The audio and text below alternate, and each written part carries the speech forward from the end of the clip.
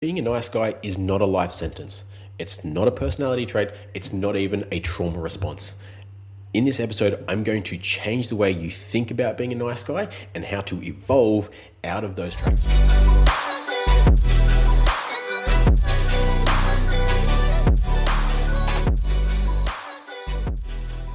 Most men think that being a nice guy is just one trait, and it's not. Like as if it's a label, which when guys identify becomes more of an issue than it actually is.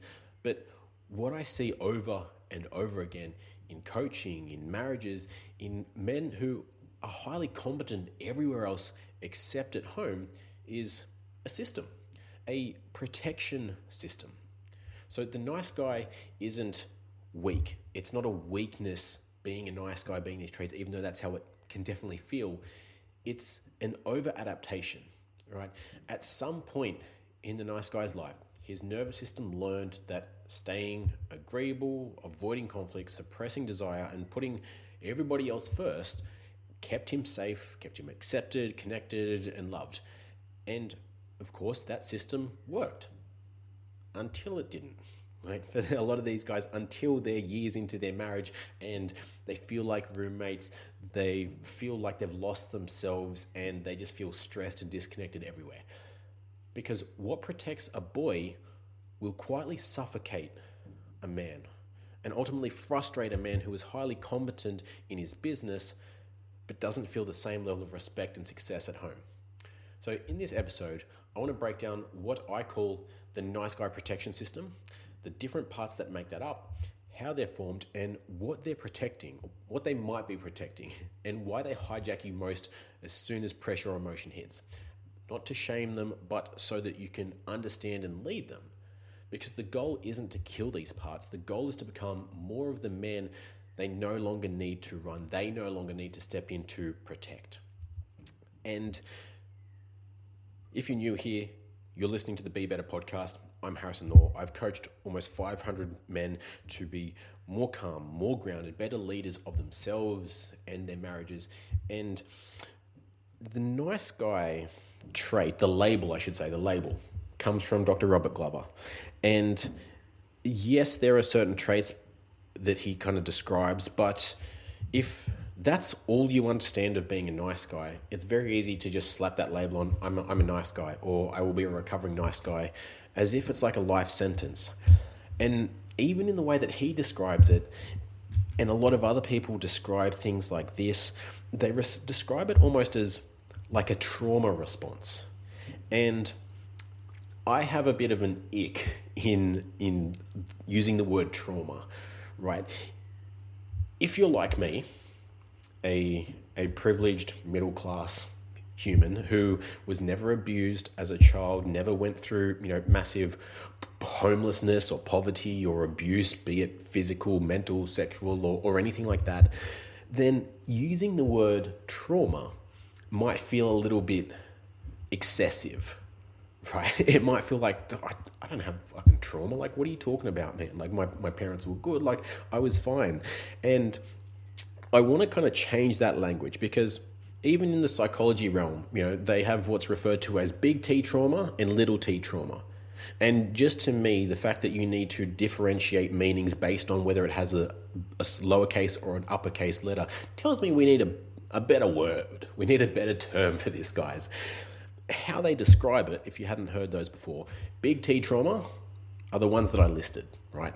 You were raped, you went to war, you saw your mate's leg get blown off, like something massively traumatic happened in your life.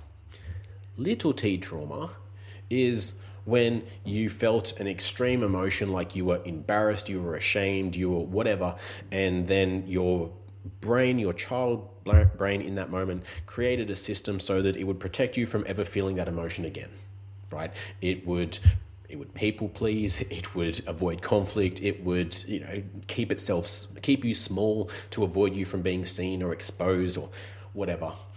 And yes, the term trauma can essentially just mean how you respond to it, life-changing an event, right? How you respond to it.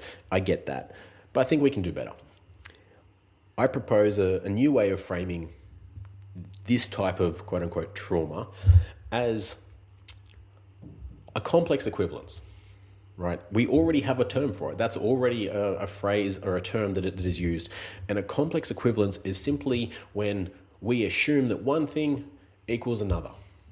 We assume that because dad forgot to pick us up from soccer practice, or he was 2 hours late, that he doesn't love us, that we are no good, that like this assumption that we have created when we were a child. And that's not just a child's brain.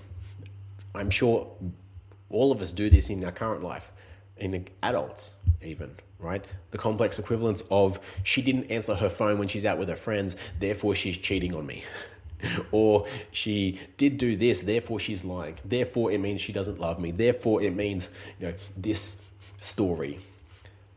The funny thing is, as adults, we have a story or a self-perception of ourself, and that story that we're creating that equivalence to justifies that story, which often you play that out long enough and creates a self-fulfilling prophecy so that part of our brain can say, see, I told you you were right to believe this. Anyway, side segment. Coming back to the traits of the nice guy, right? This is parts, right? Parts of us.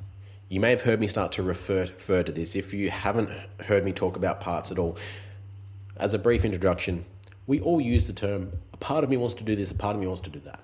Right? A part of me wants to work my face off and just see how much money I can make and grow the biggest business I've ever and be the most successful I can possibly be. But then another part of me just wants to be a grounded, present dad. I want to be present and have more life, work balance and things like that, right? Part of me wants to do this, part of me wants to do that. So we already recognize that there are parts to our mind. We're not just one mind, there are parts. And that doesn't mean you're insane, it doesn't mean you're schizophrenic. It just means that you're human. Like, that's part of the experience. So what the nice guy umbrella term essentially is a series of parts that have responded to a moment in childhood in predictable ways, right? The most common parts that accumulate to create what's called a nice guy are the people pleaser, the conflict avoider, the indecisive or directionless part, the everyone else comes first part, the good or the safe boy, the anger suppressor, and the responsible fixer, the one that has to fix everybody else so that he can be okay. Now, these are not the only ones, but these are the most common ones. And you might resonate with a couple, if not all of those. And the reason that I want to break this down is because when we look at all of it, like if we just say, I'm a nice guy, how do I not be a nice guy? It's vague, right? And in the vague, there's no specificity, there's anxiety, there's overwhelm, and there's no direction, right? How do I address that? It's kind of like saying, I want to have a successful business. Okay, like what's failing in your business? Is it your offer? Is it your marketing? Is it your sales? Is it your delivery? Like, where is it?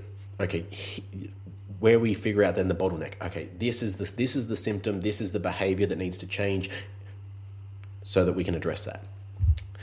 And then when we look at these different parts, we can then work with each part to understand it and then to address it. We address them one by one, not all of them. So it's not like you then just suddenly become not a nice guy.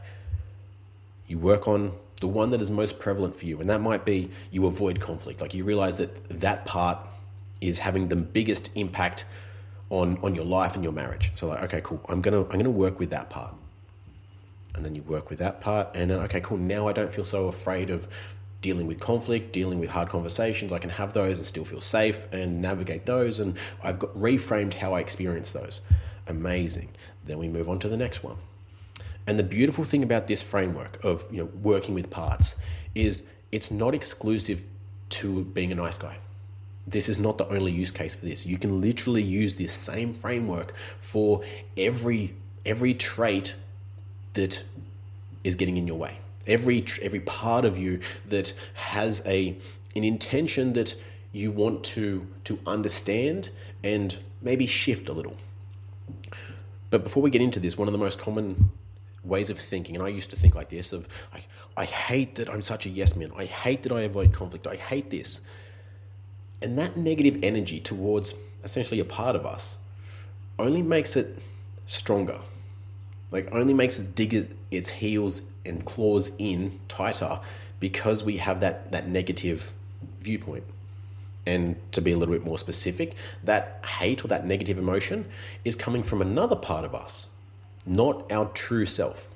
Right? Our true adult grounded man self is comprised of states like calm, confidence, compassion, creativity, connectedness, curiosity, like the 8 C's. That's what it's referred to. And so unless we're feeling that, it's another part of us that is projecting those emotions. Often a part of us that sees those nice guy traits as being a weakness, being a liability, being like a problem that needs to be eradicated. And so now we've got 2 parts in conflict. But we're not going to go that deep today. I just want to walk through the psychological breakdown of these traits and of what I call the nice guy protection system. So for the first one, we've got the people pleaser, right? And this is one that I see a lot. When a man tells me, I don't know why I'm so exhausted. I'm so tired by the time I get home. I've got nothing left, especially after my wife's asked these things of me. My kids are trying to pull my attention. And then so we walk through his day and he's agreed to things that he didn't want to do. He said yes when his body wanted to say no. He's softened like his response or his truth to people just to please them, to not upset them, to not rock the boat. And I look at his calendar and I'm like, he's doing all this stuff that he doesn't want to do. And not from a laziness standpoint of like, oh, I don't want to have to do this work, but like he's agreed to things that do not serve his personal life. They don't serve his business. Like they are things that should either be delegated, deleted, or like outsourced, right? And so underneath that niceness is a quiet fear of, if I disappoint them, I will lose this connection, right? If the part is essentially protecting him from losing that connection. So think of this way, and this will help you have compassion towards each of these parts. And that's the goal here, right? Understanding and compassion. Because from a surface level, when you seek to understand someone, and you can truly understand why they do what they do. And for our parts here, for example, you understand that they are here to protect you. Notice what that instantly does. Like, think of all the traits that you have right now. Maybe you're anxious, maybe you avoid conflict, maybe you're a people pleaser. And then just say to yourself, that anxiety is trying to protect me. The part of me that wants to please people is trying to protect me. The part of me that avoids conflict is here to protect me. Just notice that if you have a little shift, if there creates a little more space inside you, if there's a little bit more lightness, if there's a little bit more compassion or desire to understand this part, when we realize that it actually has our best interests at heart, that it's not a bug to fix or to get rid of. It's a survival, it's a protective mechanism, right? It's a firewall. And the way a lot of men, I'm going to go through a few examples of how these things can come up or be, how these parts are birthed when we're younger, and they might resonate, they might not. These are just examples, right? It's not the same for everyone, but some of these might land. The origin of being a people pleaser is often that love is conditional, right? Your parents only liked you when you were a good boy.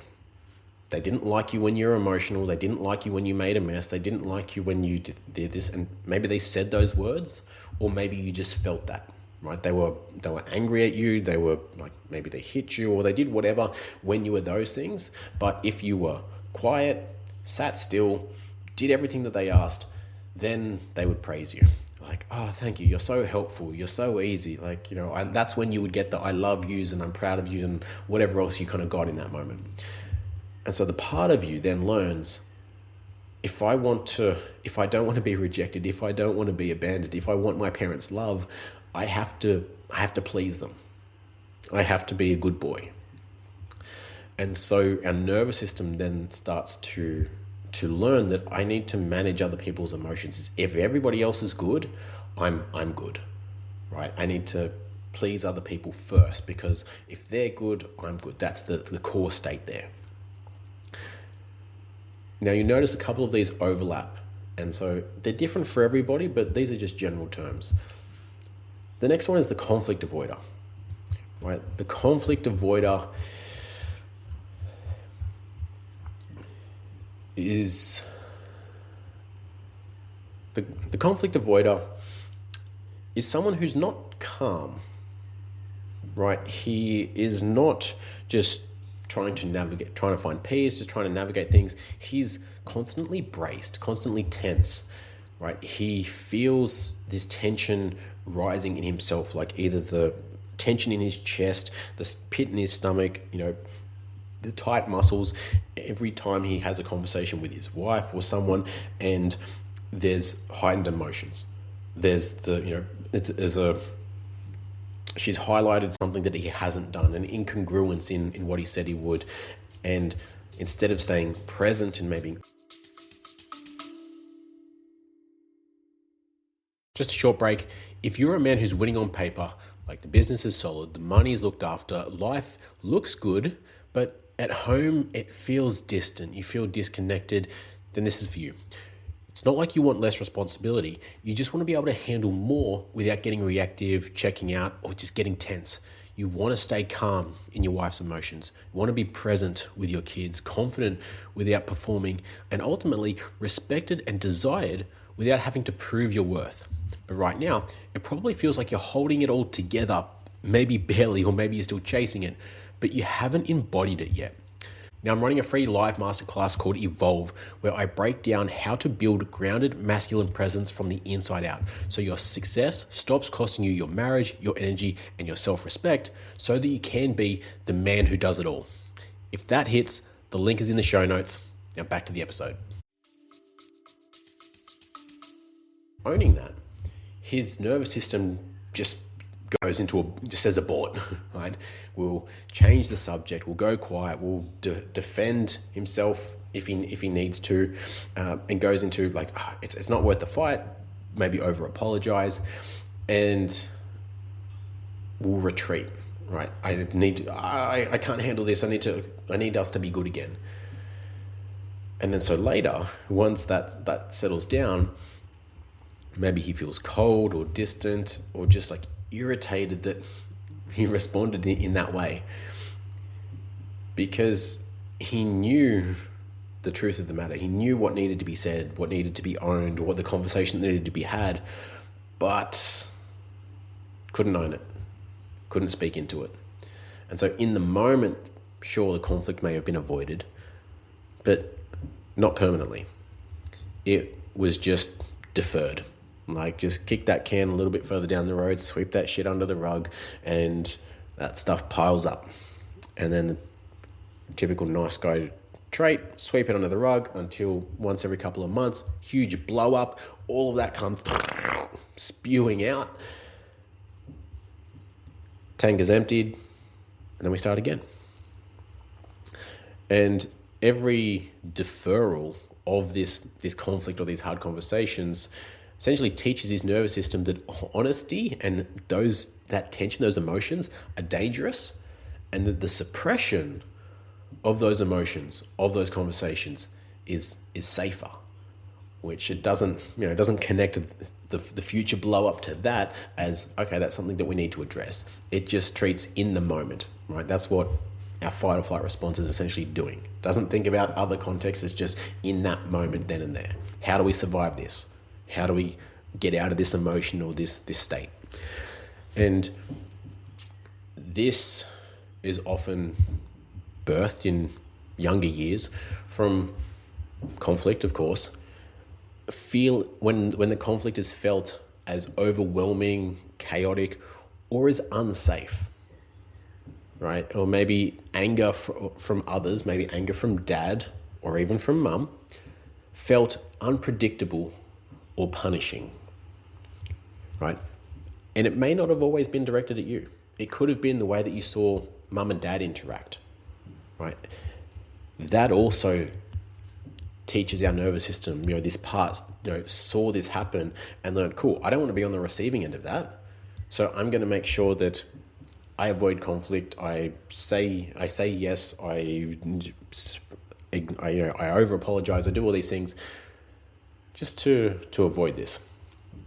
And it's protecting often that emotional overwhelm, right? It's being seen as the bad one, being seen as wrong. Like we're often worried that if there's conflict, it's going to lead to the end, right? If we have conflict, if we argue, if we fight, it's going to mean that she doesn't love me. It's going to mean that she leaves me, and then I'm going to be alone and unloved and abandoned, and like extrapolated out to that extent. And so that protective part is like, I won't let that happen to you. So we're going to avoid this. That's easy.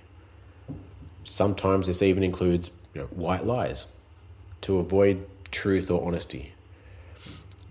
And the shutdown in these moments is the typical response, right? I definitely used to feel like this whenever there was rising emotions or the threat of conflict. My brain would almost just shut off. I would go into complete freeze mode, like I don't know what to say. I can't even articulate my thoughts. And so I would apologize. I would just say what I needed to in that moment to steady the emotions, to not rock the boat, to bring everything back to stability. And then finally I could breathe again. And then later on, that's when that frustration, that irritation would all accumulate, because I'm like, I think of myself as a relatively smart human being. Like I know how to use my words. I know how to describe what I'm feeling and what's going on. But in those moments, I would just go blank. And because it was such a default response, I didn't have conscious control over it. It was even more frustrating, right? Like I'd lose control of my mind and my body. Like, what the fuck? So it's annoying. The next part is the indecisive or the directionless part. Right? This is a little bit deeper. This, in terms of adult life, is the overthinker. Like, who overthinks decisions, defers to his wife, using phrases like, I don't care, whatever you want, up to you, and always looks for reassurance before acting. Right? Okay, am I making the right decision? Is everyone going to be happy with me? Is everyone on board with this? Does everyone else agree? So if this doesn't work out, I can say it wasn't just my decision or just me. Like, there's other people that were agreeing that this was the right decision, or that I can kind of point the blame to. This comes from, not always, but often a moment in childhood where decisions were then either criticized or corrected. Like, they were told that they were wrong, that that wasn't good enough. Like, mistakes were shamed rather than guided, and rather than being seen as learning opportunities. You're wrong, you're an idiot, you're stupid. And every time there was that opportunity, there was that association with feeling criticized, with feeling shame, with feeling, not good enough, like you're wrong. And maybe even humiliated or judged, depending on the situation. And nobody likes feeling any of those. So this protector part learns, cool, I'm not going to let you feel that. I'm going to make sure that we don't decide. Right? Then it goes into all of those forms of expression, again, to protect us from that emotion. The underlying phrasing here is like, if I don't decide, if I don't pick the direction, I can't fail. I'm not at fault. I can't be blamed. I can't be criticized. I can't be judged. And this is one of the ones that kills the polarity and the connection in marriages so much. Because your wife isn't looking at you to be perfect. She's not even looking at you to be a dictator. She's often looking at you to make a decision and have a fucking spine. Like looking at you, tell me what you want. Make a decision. Not so I can berate you if you're wrong, but because that's what the masculine does. It makes decisions.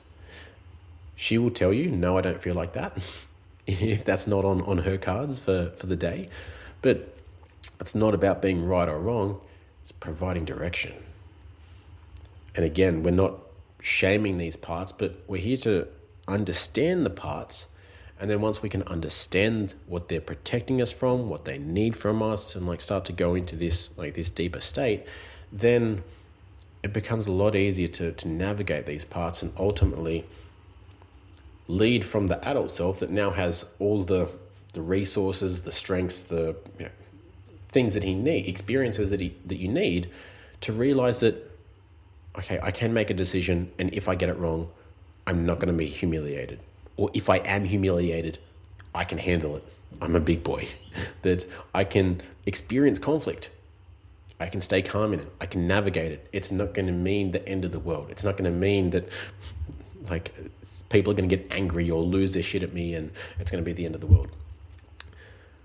But these parts, interestingly, when you start to create a dialogue with them and you ask them, how old do you think I am? They are stuck in time. They are stuck in the moment that they learnt this behavior, which is often 7, 9, 13, 12 years old.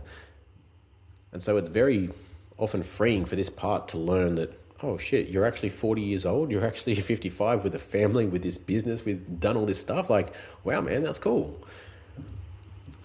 And if you haven't experienced, if this is the first time you're hearing this, I know it sounds crazy. I know it sounds crazy to have these parts of you that you can have a conversation with that live inside you and all these things. But like we started the podcast, everybody always uses that term. Like a part of me wants to do this, part of me wants to do that.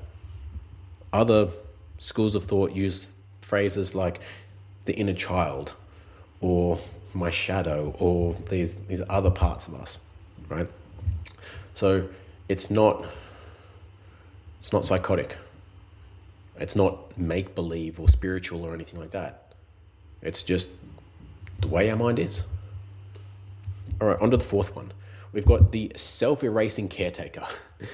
This is the one that puts everybody else first, that has completely lost touch with his own wants and desires and feels resentful, but doesn't know why. He puts everybody else first. And I see this so often with business owners that have this disconnect at home, because it often comes from like logically they tell the story of, well, I love my wife. If I give her everything that she wants, if I put her first, then she will be stress-free. She will be happy. Happy wife, happy life. And they get to a point where I actually had this with a client this week who said, I don't know what I want. I've been for years running through the filter of what do they need, what will make them happy, what will keep me out of trouble. And now that I get to decide what I actually want, I have no fucking idea. Which is both a freeing and a somewhat scary place to be in terms of that limbo. But it's a necessary part of this journey to actually find that self again. This self-erasing caretaker is often learned when it was recognized as his needs being too much, right? You're too needy, you're too much. And then his emotional attunement flowed one way only, towards everybody else, totally outward. His needs were never recognized, never seen as important, and it was you look after everybody else. For some people, if their parents were divorced or dad wasn't really present or was aggressive to mum, for whatever reason, if mum often needed protection, this is how a lot of boys learn this. Like, I need to look after mum. Doesn't matter what day I've had, I need to look after mum. I need to make sure that she's okay. I'll be her shoulder to cry on. I'll look after her. I'll take care of her needs. And if she's okay, then I'm okay. And a lot of adults will then label this as humility even, right? If I have needs, if I express those or my wants or desires, then that's me being selfish, right? It's me being a burden. So if I put everybody else first, then I'm being humble, I'm being nice, I'm being all these things that many men and even society have then labeled as positive traits. But when we look at what the underlying meaning is and the sacrifice in order for those, then maybe they're not so positive. And the nervous system learns through this, that learns safety through self-abandonment. Right? If I abandon myself for everybody else's needs, then their needs will be met and that they can't abandon me because I've created those needs for them. It also somewhat creates a little bit of dependence often as well, because if I meet their needs, they need me to have those needs met, and then I am of use, I am a good boy, I am needed and required. They won't leave me. And then their happiness and everything else just gets put on the back burner. Like, my needs don't matter, my happiness doesn't matter, what I want doesn't matter. Keeping everybody else happy is the goal, right? And if you've experienced that, sure, it feels good sometimes in the moment, but eventually you start to get resentful and frustrated, and maybe even you don't know why, right? Like, I'm doing these things for other people. Why am I so resentful? Often because you've put their needs ahead of yours, and this is where covert contracts come into play, right? Especially if there's, well, I'm doing this for them if they do this for me. And what they do for me usually isn't a specific need or ask. It's definitely not verbalized, but it's something that we want from them in exchange. It's like, I want to be liked, I want to be invited, I want to be loved, and I don't feel that in return. So we get passive aggressive. Those guys get passive aggressive. They get nasty, they get resentful. Not fun. So number 5 is the good boy moralizer. And this part is sneaky, right? The one that prides himself on being a good man. He's respectful, he's polite, he's controlled, but suppresses a fucking lot of emotions, like his desire, his anger, his edge, like his sharpness, all are suppressed. Like they feel wrong, so he pushes them aside, he buries them down like he should never experience those, and maybe labels it as maturity or self-control or even regulation. But no one actually feels that as regulation. Like, especially your wife, she won't feel your presence if that's you. She will feel predictability, like in the sense that you won't express emotions, that you will push all that stuff down, all in the name of being good, being neutral, not rocking the boat. But the polarity and the realness and the connection doesn't come from goodness. It comes from being felt, right? Being grounded, being embodied in your masculine energy, which this part learned was unsafe to express. Right? There was a part of you that learned that masculine energy in the form of being dangerous, right? Having the potential for anger, for aggression, for these things was seen as rude, as wrong, as like dangerous in a bad sense, right? Not dangerous in the sense of like you can access these when you need to, when you are safe in that sense, because you have the ability to defend yourself and defend your family, but you know when to use it, like in the unhinged and uncontrolled way. And so he learned that approval was tied to being polite, being compliant, being agreeable, right? If I never raise my voice, if I'm never aggressive or angry, then I am safe, therefore I am good, and people will love me. And then this type of man, or in this part of you, will judge yourself harshly, I should say, for anger and sexual energy, like that primal aggression and lust, is seen as bad, right? Those are bad needs to have. Like, you know, you're more evolved than that. You shouldn't have that. And this part of you, as part of that suppression, learns that, or is protecting you from being seen as too much, right? You're too much. You're too in, like you're all of this. Like I can't deal with that. And like since I've been aware of this, I've been very mindful of the language that I use with my son. Like, he is an absolute whirlwind of energy, of obviously emotions, as a toddler, all toddlers are. But I'm very mindful of saying, you're too much, calm down, settle down, like that type of language, because I don't want him to learn that his expression and his rawness and his personality and like his wildness is something to be shunned or to be suppressed. Because I don't want him to feel that he is then rejected or punished for that rawness and that expression. The underlying belief of the good boy is, if I'm good, I'll be loved. And that, as you've probably seen or probably heard and started to identify, this goodness that is associated with this is more like a level of weakness, right? Because if you are not angry, if you're not aggressive, if you don't fight, if you don't have those and don't express them, then that's not good. That's not control. Like, if you can't access something, then it's not control, it's weakness.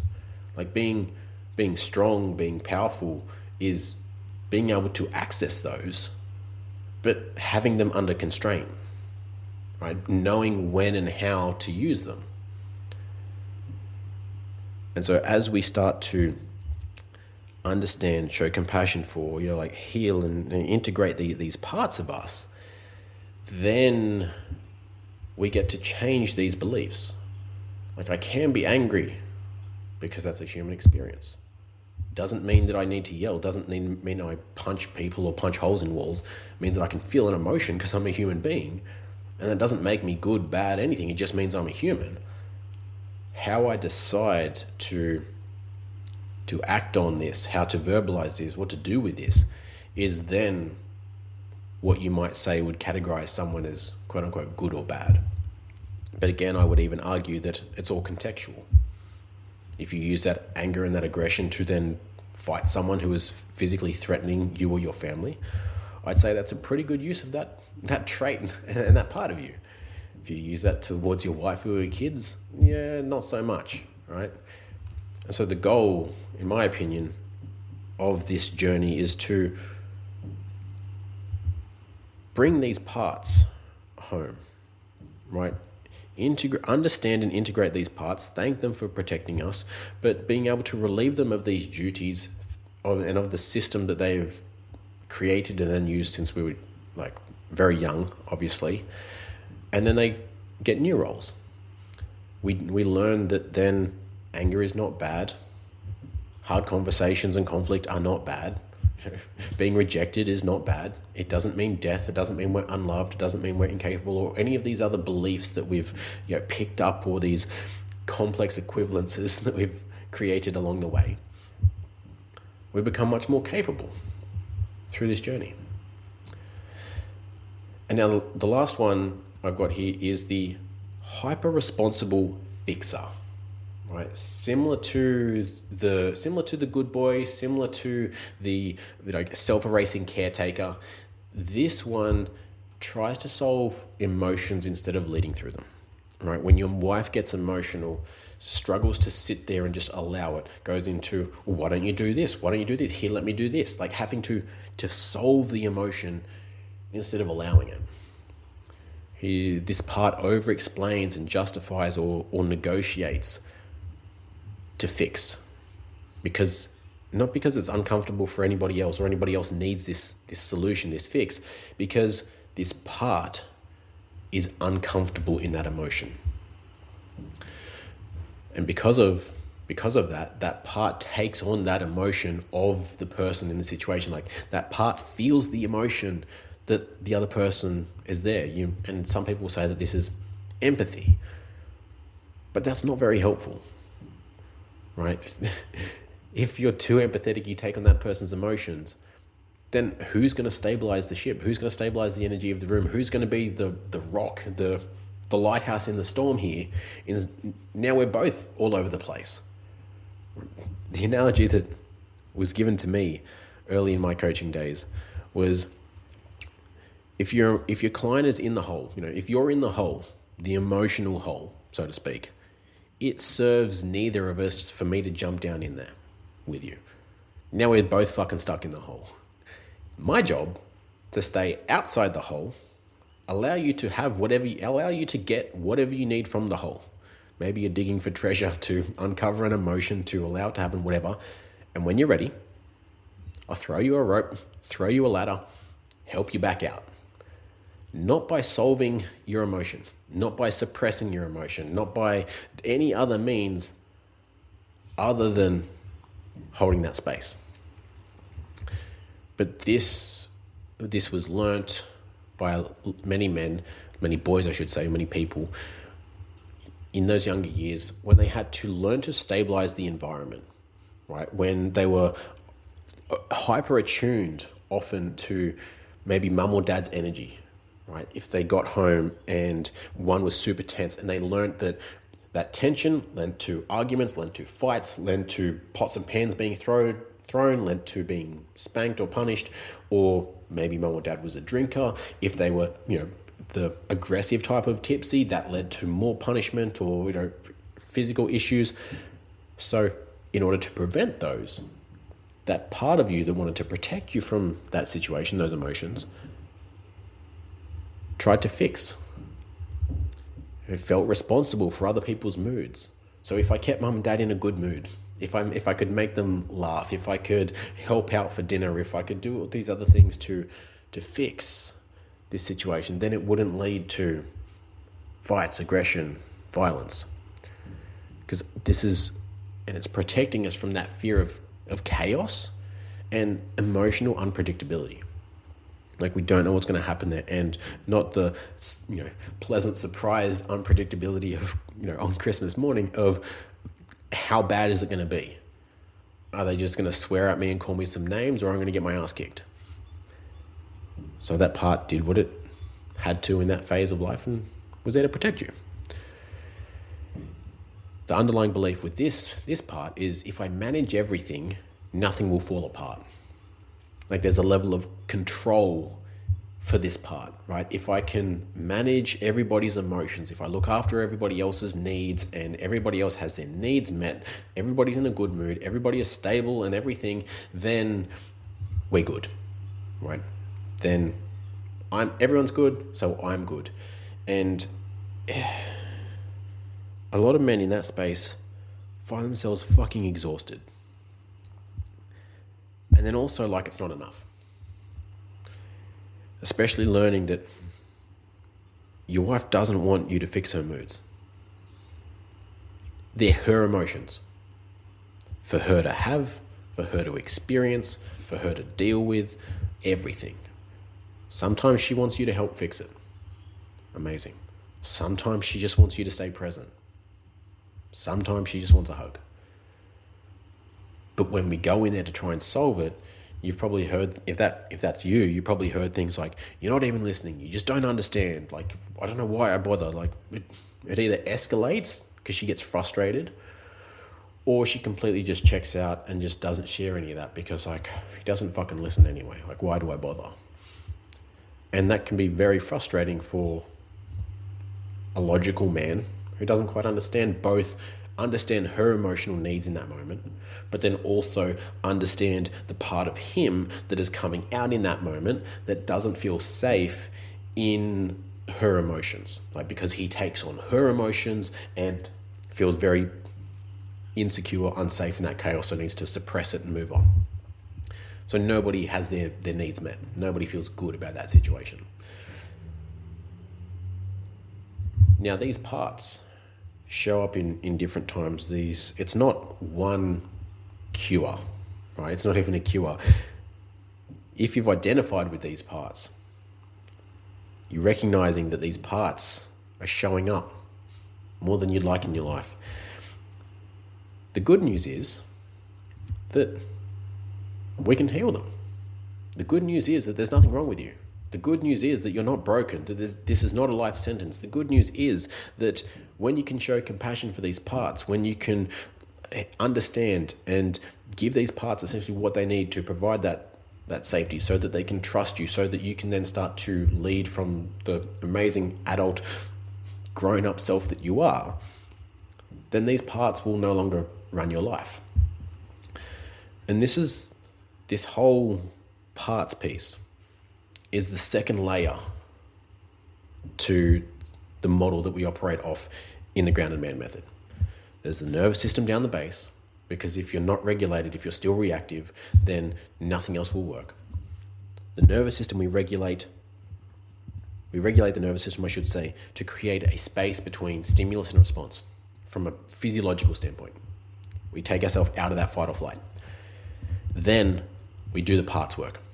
The parts work is then what creates the space between the part and the adult self in that moment. So normally our nervous system will respond to keep it to go into fight or flight. We slow that down so that's not a factor. Then our part will step in because it's reactive as well to go into the same system to keep us safe and protect us from this thing that, the system that it's been running since it was incepted.